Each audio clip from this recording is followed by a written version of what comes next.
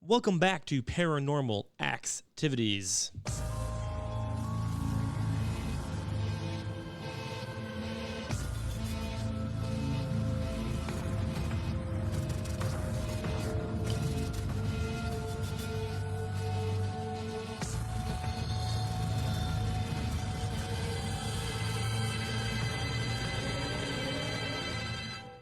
Hey guys, like I said, welcome back to Paranormal Axetvities with your host, Ben Axe. I do apologize for the lengthy time between episodes here. It's only been 6 months or so. But hey, life happens. Started a new job around August. Got COVID in November. That was not fun. And ever since then, I've been coughing, sore throat, the good stuff. But I'm finally back at almost 100%, and I can actually speak without having a sore throat, so I'm excited. And let's just get right into it, guys. So again, welcome back to Paranormal Axetvities, and hopefully we can keep this going. I do have a trip planned next month. Dena and I, my wife, who you guys may have remembered from previous episodes. If you haven't, if you don't know, go back and listen. They're awesome. But yeah, so we are planning a trip to Louisville, Kentucky, and we're going to go to the Waverly Hills Sanitarium and spend a few hours there. I've been there once before, a couple years ago. Well, I say a couple. It was 13 years ago. So this is going to be basically a brand new experience, and I'm excited. We're going to do a little ghost tour there for a few hours, and I'm pumped. So that will be an episode that we discuss here in just over a month. So be on the lookout for that episode when it does come out. But this week's is all about the Mansfield prison, or I should say the Ohio State Reformatory, located in Mansfield, Ohio. Dena and I, we went there yesterday, only there for about 2 hours or so. We did a self-guided tour throughout the building. It was our second time being there. We were there, I believe, back in 2018. In 2018, didn't have any experiences, nothing ghostly. It was all daytime. It was kind of a neat thing to do. Yesterday, it was also in the daytime, but this time we did. We had two things actually happen, two physical things actually happen, and then lots of feelings this time. I don't know what the difference was between the first trip and last night. I mean, other than 4 years apart, but it was definitely a different experience yesterday. And so we're going to get all into that. I'm going to tell you guys my experiences from yesterday, and also we'll talk about, some other people's experience in the Ohio State Reformatory. So let's just get right into it, guys. What do you think? I'm excited to be back. This feels like I should, it just feels like I never took a break. It's crazy. All right, but for those of you who don't know, Ohio State Reformatory, it's a prison that's in Mansfield. It is most, I would say, known for being the filming location for the Shawshank Redemption, which the tour lets you know. They remind you of that fact, very much so. It's a good movie. It's a classic movie, absolutely. But one of my least favorite things about the tour of the Reformatory is that it's very, look at these movie props, which I get. It's a very popular movie. People come from all over the country and world that I saw yesterday, for that kind of stuff. So, and me being a movie buff myself, it was pretty cool to see some of the things that they still had on location, and how they filmed some of those scenes was pretty interesting. But yeah, also those of you, this is not as known, so those of you who don't know, a couple of scenes in Air Force One was also filmed there. The scenes where Riddick is in prison and he walks through the prison cells and all that. That's all filmed at the Reformatory. And the Escape Plan, I think 3. Was filmed there with Sylvester Stallone, I believe, and Dave Bautista, so that's exciting. I've never seen it. Not my thing, I guess, but whatever. And I just learned this yesterday. This is probably the saddest fact that I learned, and that includes the murders and deaths of the building. But I learned that Lil Wayne filmed a music video there. Don't remember the details, don't remember the song, don't remember the year. But he filmed a music video there and painted everything inside the cell block gold, including the toilet. And I did see that cell block, and it made me sad. I'm like, that's how you piss off a ghost right there. To me, that felt a little disrespectful. But I mean, they film movies there, so how was doing that any different? I guess. But I don't know. I didn't like it. It was dumb. But yeah, so let's just get right into it, guys. So the Mansfield prison, for those of you who don't know, also known as the Ohio State Reformatory, is believed to be one of the most haunted prisons in the United States, which makes sense because of how old it is and everything that went down there. And so I'm going to do some facts behind the prison before we get into the stories. But it was originally designed in 1886 by architect Levi T. Scott, which I'm sure you're all familiar with. And he took his inspiration from German castles, which is definitely believable looking at the building. Like, it's not epically tall, but it does look very castle-like, Gothic maybe, but very, very much like a castle or an old school high school. Either way. But yeah, so it was actually originally built, and it was built for that design to help uplift the inmates' spirits, apparently. It's supposed to be for a very spiritual uplifting was the original idea. And kind of a fun fact was that the first 150 inmates moved in September of 1896. They moved into the building before it was completely done. And the prison wasn't actually completed until 1919. Sort of a math that is 25 years or so. I could be wrong. Don't make fun of me for my math skills, or my lack of, I should say.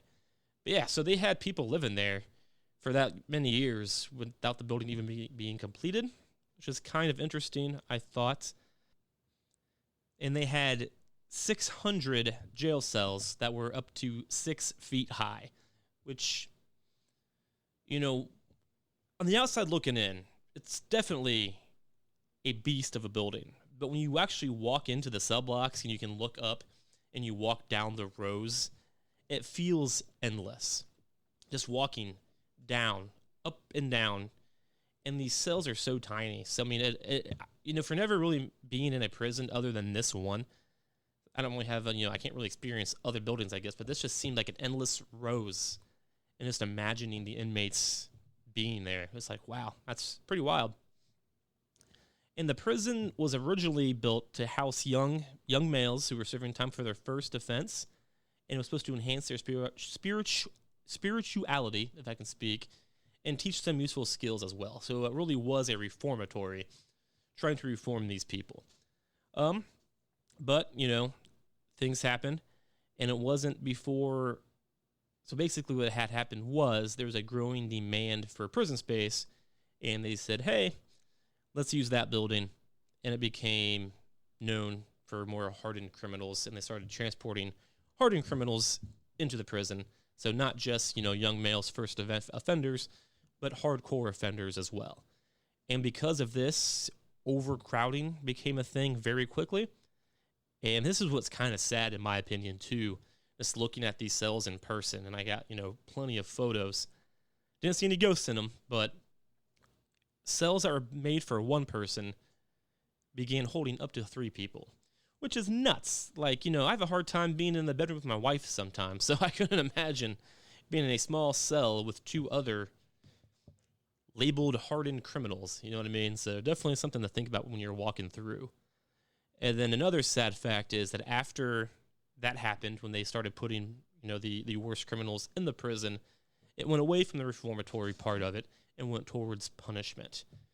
And I think this is probably kind of what triggered some of the paranormal stuff that comes later, because punishment, torture, definitely lots of emotions that can kind of create a trapped spirit, if that makes sense to some of you guys.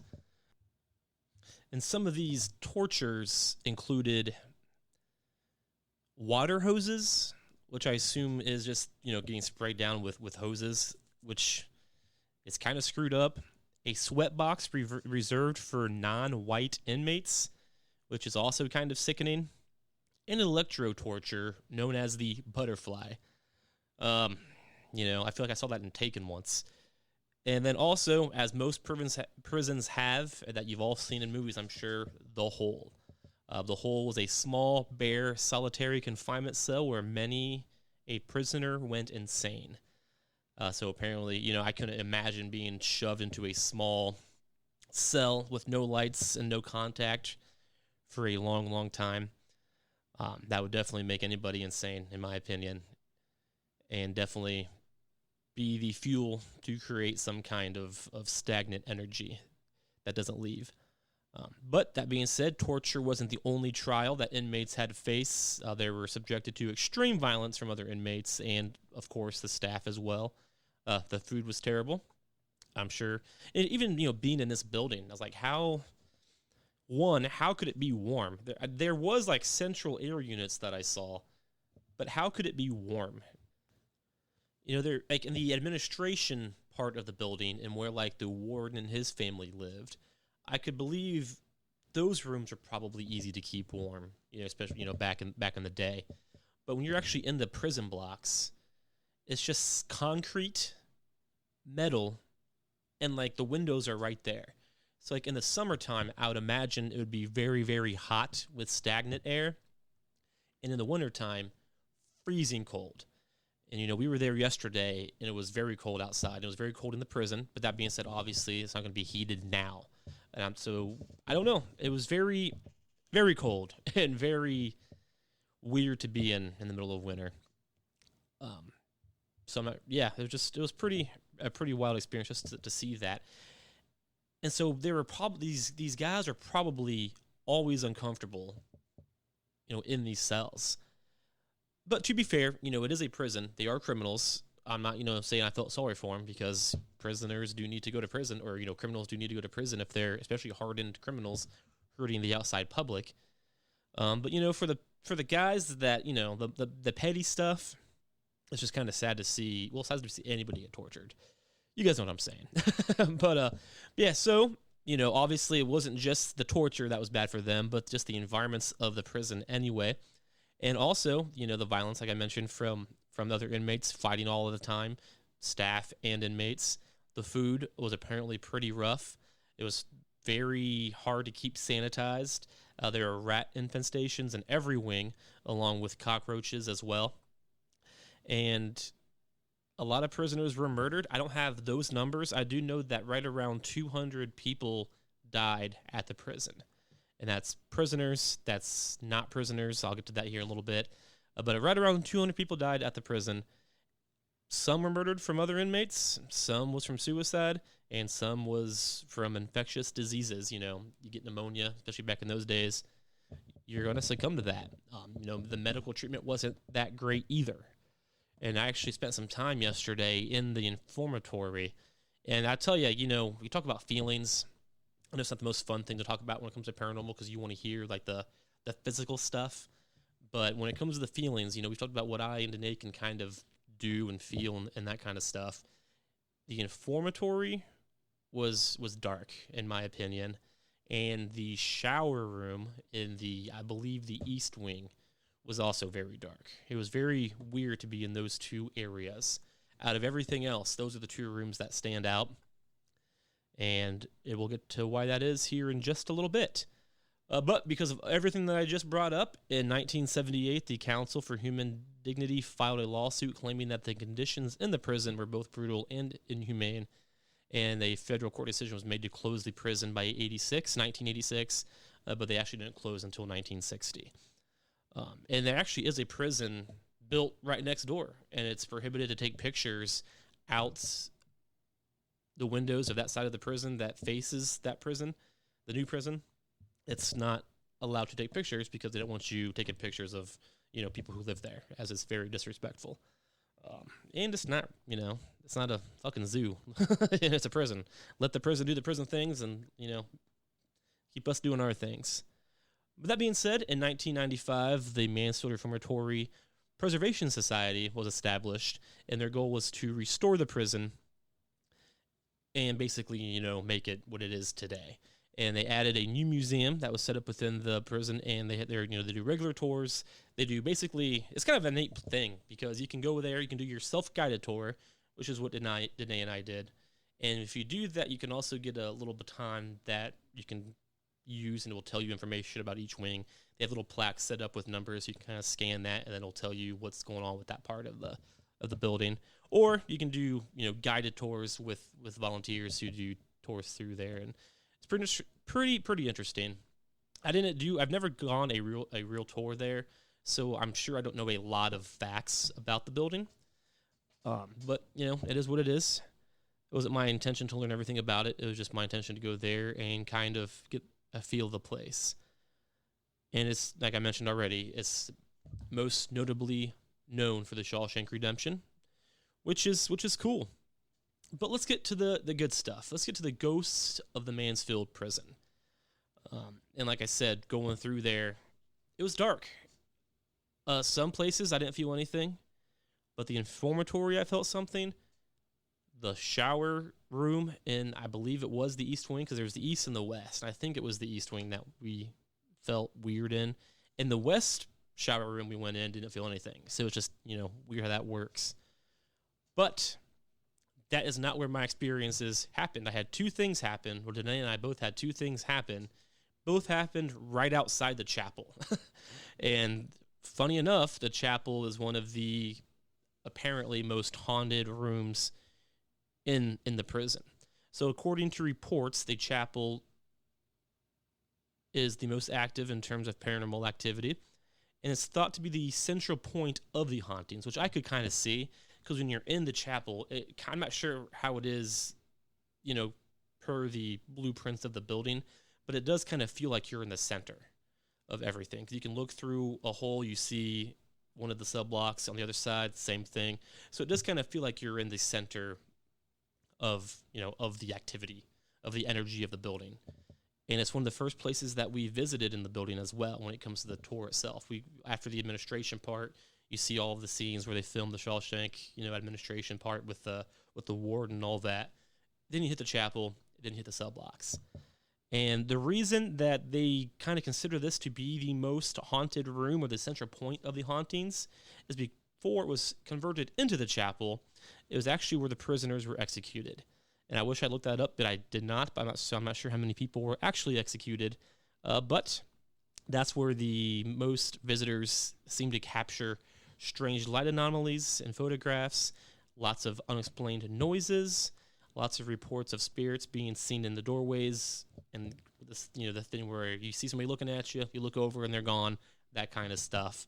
They vanish right before you turn. And I actually happened to speak to one of the tour guides that was in the room. He wasn't doing a tour. He was just kind of hanging out and making sure nobody got lost. And, Dena and I, he was in the chapel when Dena and I went up there. And just started, bullshitting with him. And he mentioned that I asked if he saw a ghost. He's like, yeah, I've seen lots of ghosts here. But he mentioned that the main one that he saw was right in the chapel, right by one of the pillars that was there. He said he looked over and there was a prisoner, a dude in the old school prison suit from the reformatory, standing there. Solid, not see-through. He was a solid guy in the outfit standing there in front of that pillar. And then he just vanished. So we saw him, solid guy, and then he was gone. And, we've mentioned before in other episodes how that is some power to be a solid figure. So that was pretty creepy. And I think this is a good point to tell my story, because it did happen right outside the chapel. Actually, before we went into the chapel. So we were doing the tour, and just our own thing. We were walking down the hallway, and to the right was a room. It's just a room. I don't even know what the history of this room is, to be honest with you. But the tag did say it was the most haunted room in the building, and this is right across from the chapel. So you're in the hallway. If you go right, there's this room. If you go left, that brings you into the chapel. So we went in that room, felt weird, but, didn't really see anything. Just an empty room with a chair in it. But then we left that room, and then instead of going to the left, which is where the chapel is, we went straight. And we went down a little hallway, and then into another room. And then that room turned into multiple rooms with like a big median room, if that makes sense. And we didn't know if we were really supposed to be in there or not. There was nothing blocking it, but the sign didn't say go that way, because like the self-guided tour, you just follow the signs that says tour, follow that arrow. So the arrow told us to go left to the chapel. We went straight because there's nothing blocking us. Went into that room, looking around. There was nothing in it. We went in all the little rooms that were attached to that big room, whatever. And then we went to go back, and as we went back to where we came from, the door was closed. And now, mind you, we did not close that door. It was opened, so we assumed that we could go in. We went in, did not touch anything. As we were coming back, the door was closed. I mean, it was closed tight. Like, it wasn't just like leaned over, or there, maybe a breeze caught it and it got closed. It was all of the way closed. Like I had to like pull hard to get it open. And by the way, there was no door handle. It was an empty space hole, like where the handle used to be. So I had to like put my fingers in the hole and like really force this door open. It was nuts. And I'm like, what the fuck? So I'm thinking like, one, I'm breaking this door, this old school 100-year-old door, trying to get out, and I pull it open, and it does open. And as I walk out, the guide who I mentioned earlier, who I talked to in the chapel, was walking down and like saw us as we were going in. Like as we were coming out of that room, he was coming towards that room.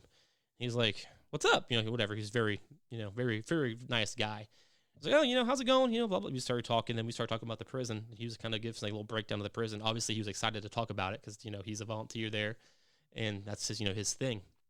And so I'm talking to him. And I was like, "So I have to ask, did you close that door?" And he was like, No. I assumed that a visitor closed it. That's why I was coming in to open it. And that's he was coming in and open it as we were coming out of it. And I was like, "Well, we didn't close that door." He's like, "Huh," and kind of smiled. And, that was pretty much the end of that. And then he continued, we continued talking about the prison itself. He was giving us some facts about it and stuff. And then I asked one more time, I was like, "So, seriously, you did not close that door?" And he said, "Nope." It's like, okay. And we continued the tour. And then we went into the chapel. He kind of went in after us, and we started talking again.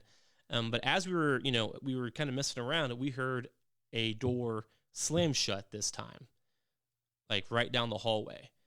So Dena and I went back. This guy, the tour guide, was in the chapel, and the door slammed outside the chapel we had just come from. So I wanted to go see.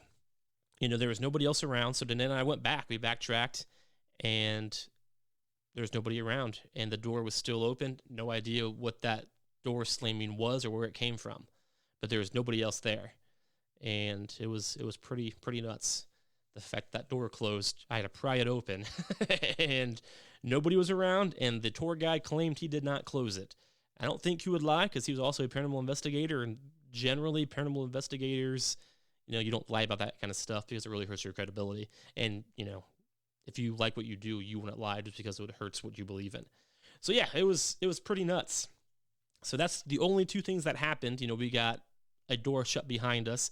But I will say, after that, we went to all of the prison cells, and the guy did mention that don't close, if you do walk into a cell in one of the cell blocks, don't close the doors because they will lock, and they don't have keys to them. So they would call a locksmith, and then they would, you'd be charged a bunch of money to get out of that cell. And so I had like this weird feeling that because this door already closed once behind us, I'm going to get locked in one of these fucking cells. and yeah. So I did go in some cells, took some pictures, but luckily nothing closed the cell behind me. So that was nice.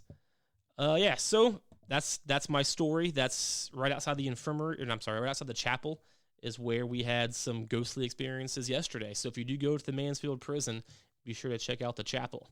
But next, the infirmary.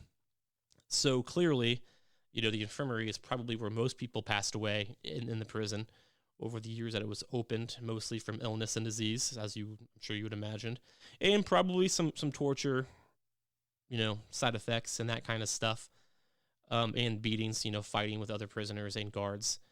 But the claims that it was very common for patients in the infirmary to go days without food and care from medical staff also caused some deaths. It was claimed that they were neglected, and because they were so weak from whatever sickness or illness they had, that other inmates would steal their food if no one else was around, and so they would die from starvation and that kind of stuff in the infirmary. And just from that kind of sadness and sickness all in one place, that's what caused some energy. And the first time that Dena and I went to the Mansfield prison, we did not have the opportunity to go to the infirmary or anything on the bottom floor, which is where the infirmary is. And because we went in October and they had like Halloween stuff set up, like Halloween houses set up down there, so we couldn't tour it because it was set up for other stuff. This was our first time in the infirmary, and I'm telling you, and honestly, guys, I didn't learn any of this stuff until I decided to do this episode today, so I went back and read up on it. So yesterday going in, I knew nothing about the infirmary. I knew nothing about the chapel. I didn't know. And obviously, many people died there. That's where my knowledge really ended until today. So all of this happened before I knew all of this stuff. When we walked into the infirmary yesterday, it was cold, and the whole building was cold because it's wintertime. But you could feel just walking in from, one part of the building into the infirmary, man, that temperature dropped a lot. And the entire time we were walking through it, and there's multiple rooms. There's the big main room and then multiple side rooms. It just felt weird, and obviously I didn't see any ghosts. But I would believe we're gonna go back and do a real ghost hunt, probably this same year, and that's where I'm gonna spend some time because man, it was not a good place to be in. But that being said, the most paranormal activity that happens there is explained as gust of winds, because you did hear that a lot yesterday. And actually, Dena was like, "What is that? Is that sirens from the other prison?" I was like, "No, it's wind, because it's just how it moves through there." But there's a lot of moaning heard through there apparently as well. So I don't know, but that's where the party is in my opinion when it comes to sad ghosts, if that makes sense. And apparently the library is also said to be haunted. And I saw this. I was trying to think back yesterday. I don't remember walking through the library. I'm not sure if we saw the library or not, to be honest. I want to say no, because I feel like I would remember that. But apparently it is haunted. But the fun part is it's not haunted by an inmate. So apparently psychics who have visited in the past have suggested that the spirit that haunts the library is a young girl named Helen, and the records show that could be a ghost of a former prison nurse who was murdered by inmates, years and years ago. So that's sad if that's true, if you're stuck in a library after being murdered in your place of employment. And then the next most haunted area of the building, and this is not a surprise answer, but the basement. The basement of the prison is said to be home to one particular spirit, a 14-year-old boy who was beaten to death down there. And this doesn't say if he was beaten by a guard, by a prisoner. This says he was beaten.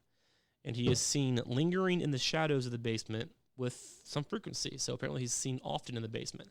And I did not go in the basement yesterday. I'm not sure if it was closed off or why we couldn't go down there, but we did not have the opportunity to go to the basement. But it's also said on some occasions that there have been reports of a guard in the basement, and he is said to give off some very sinister vibes, suggesting that he is one of the bad ghosts that are said to haunt the prison. So yeah, and then another big part of the haunted rooms is, as I mentioned earlier, the hole, which is again where you'd be put if you were not behaving. If you were being a bad person, they would throw you in the hole. And the hole is located to be in the basement of the prison. It was considered to be the ultimate punishment for disobedient inmates. And the cells were completely barren, and they had, like I mentioned earlier, rats and cockroaches. And when placed in the hole, prisoners were cut off from others and deprived of light. And this led to them being driven insane, which I'm sure would happen to me as well. Many of the inmates put here ended up taking their own lives. And there are 20 tiny cells in the hole, and it's considered to be one of the most creepy areas of the prison. And the people who have gone down there describe that as negative bouts of nausea, chills, general uneasiness, and they feel like they're being watched from the shadows. Others have heard deranged babbling, disembodied moans, and just weird, unsettling sounds. And, obviously, not a fun place to be.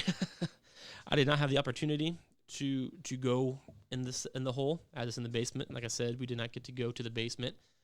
But so kind of going back to what that said, the unsettling sounds I didn't really hear other than the bang of the door while we were, going to the chapel.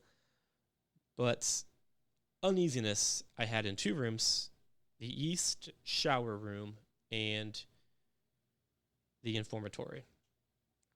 And Dena mentioned, we've talked about her and what she can do. And while we were in the shower room, we were both like, this is weird. It's just you walk in, it's very big, and it's just, a shower, a pipe with shower spouts on each side, and basically the inmates would just line up and get a big communal shower. And as I'm talking, as I'm bringing this up, which is kind of funny, guys, I have my EMF meter on, as I always do for every episode, most episodes, I brought up that shower room right now. It started to go off, so that's interesting. Hopefully nothing came back with us. But yeah, so we were just walking through it, just us. We did see some other people doing the self-guided tour as well, but this room was just us. And it was just like, this feels weird. And then it was like, they're telling me, look what they did. Look what they did to us, is what she kept bringing up. I'm thinking, well, it's a shower room. You all got a shower. That's what they would do. But I felt like, with her hearing that, something bad happened in that room. Probably a lot, between the fightings and other stuff. Definitely not a fun room to be in. And I feel like, doing a paranormal investigation in that room, I feel like you get some hits. And in the informatory, I didn't really get as... I just felt cold in that room, and it was more of, I felt like I was being watched more than anything. Like that room, I could feel eyes on me, which is weird. I was even looking around for cameras in that room. It's like, I feel like I'm being watched. I know I'm being watched. I was looking around for cameras, and I'm sure they have cameras all over this building. But I was looking to see, because if I could see a camera, I won't feel as uneasy, because it was just like I started feeling frantic because I felt like I was being watched just in the informatory. So it was weird. Definitely an interesting place to visit. And some other places that are haunted. Apparently, the graveyard that's near there haunted. Which sure, it's a graveyard. It's going to be. And the west attic apparently has some things happen. It doesn't really say it when I'm looking at here what those are. But I will say that guide yesterday, he also mentioned the attic. He's like, the attic is pretty haunted. You ever been in there? I was like, no. He showed me, you can't go in there now. I don't know if you can ever or not, but he asked me if I was in there. I said no. And then he showed me a door that goes to it. So I looked through the window. I'm like, oh man, it's tiny. Like, well, it's not. Like, well, okay, you know more than I do, I guess. But it was short. And if I did get to go in there, I'd have to hunker down because I'm 6'2". But apparently that is some haunted things in there. And he mentioned that people who do go in there hear footsteps all around them. Which, it could be floors from, that the way sound travels. I don't know. But it was definitely a wild place to be. And I do want to go back, and we are going to do a ghost tour here soon. See some of these shadow people, because apparently shadow people is another big thing that you do see there. I did not see any shadow people yesterday, but at Waverly Hills back in 2009, I saw a lot of shadow people. So I know what to look for, and we're definitely going to go back to the Mansfield prison and do a full-blown ghost investigation. And when we do, we will definitely post that here. But one more last thing before we get going here is the administration wing is also a pretty big haunted place.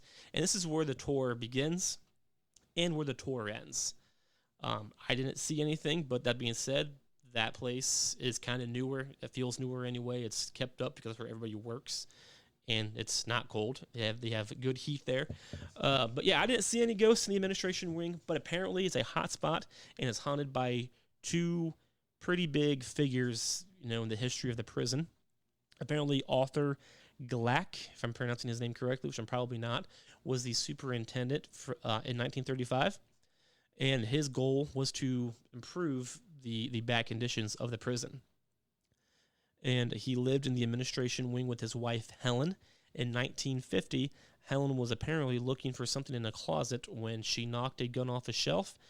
That gun accidentally went off, shot her in the chest, and she died 3 days later. From pneumonia, actually. She apparently got pneumonia while she was battling for her life with a gunshot and died. And then her husband, Arthur, died in February of 1959. He kept working throughout, after she died, he kept working until February of 59 when he suffered a heart attack. But it's said that they both haunt the administration wing, and they are both said to be friendly. So, I'm glad they're friendly. My question, and this is impossible to answer, but something that I think about when it comes to places like this. We have prisoner ghosts, we probably have guard ghosts, and we have these superintendent ghosts, or these spirits who are lingering around. Can they see each other? Can they communicate with each other? Like, I just want to know how that works. And clearly nobody here is going to know that answer. But it's something I think about, just walking through the building. Like, if there's a spirit here and there's a spirit here, do they see each other? Can they communicate? Like, would the rules that apply to them in life still apply in spirit form. You know what I mean? Like, would the superintendent still have, power over a prisoner? Or would a guard still have power over a prisoner? Or would the superintendent have power over the guard still? And I feel like that's a question that doesn't get answered a lot, and people probably think it may be silly, but I'm genuinely curious how that would work. I believe in the ghost, so I want to know how the rules apply, or what rules there are. There's going to be. In any kind of life, there is a set of rules you have to go by. And I just want to know what those rules are. And, that goes for every big place that is known for spirits. Because if you're in a house that's haunted by a ghost, well, those rules you don't think about because it's just a spirit hanging out in this house by yourself. But in a prison or a hospital or, a house that has a lot of spirits, how does it work? I want to know. And I'm going to make it a goal to, maybe get some answers, one of these days. So we'll see what happens. But that is going to wrap up my returning episode of Paranormal Axetvities. My throat is starting to go out, as you guys can probably tell. So thank you guys so much for waiting for me. And thank you so much for coming back and listening to this. And we're going to have more. I'm back in the game here. This is my return episode. It's not a one-time thing. So I'm excited to be back. I've been waiting all week to do this, and I finally got to, and it feels great, guys. So thank you so much for hanging out with me today. Thank you for listening to this episode. If you liked it, tell your friends. I'd love to, expand a little bit. So tell your friends, tell your family. If you like the ghost stuff, if you have any stories you'd love to share on my show, let me know. You can come on. We can talk about it, have a conversation. If you're kind of shy, you don't want to talk, write it to me. Let's, write me an email, write me whatever, and I'll read off your story on the show. I would just love to hear everybody's experiences, because that's the goal, is to get all the stories, figure out what's going on, and kind of, it's kind of like detective work. You get everybody's stories, you compare what's similar, what's not, and we can really figure out, what's going on the other side, and educate ourselves on how to be better when it comes to, dealing with the paranormal, because there is a respect factor as well. But yeah, guys, I'd love to share your stories. Hit me up on Twitter, Facebook, Paranormal Axetvities, AXEtivities, and my email address, as always, is paranormalaxepodcast@gmail.com, axe with an E, A-X-E, paranormalaxepodcast@gmail.com, and that's all I got. So until next time, let's continue to learn about the paranormal together.